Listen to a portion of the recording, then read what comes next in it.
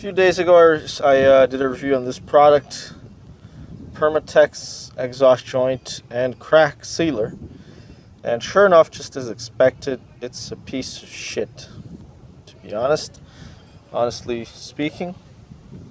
And it would work fine as a joint or a gasket sealant, but certainly not as a crack sealer. And as you can see down there, it's all cracked up. So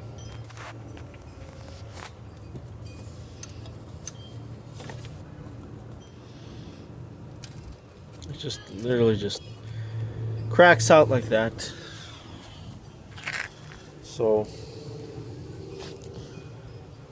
once again, just as expected, it's just you're throwing your money away if you want anything that lasts more than a day. Problem is that the exhaust, it expands and contracts as it heats and cools, and this thing is pretty hard. It's like cement, and it does not contract, so it cracks.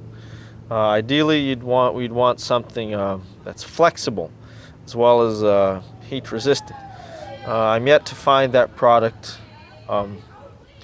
that's able to resist exhaust temperatures. So there you go. There's not much to say. Not much to say at all.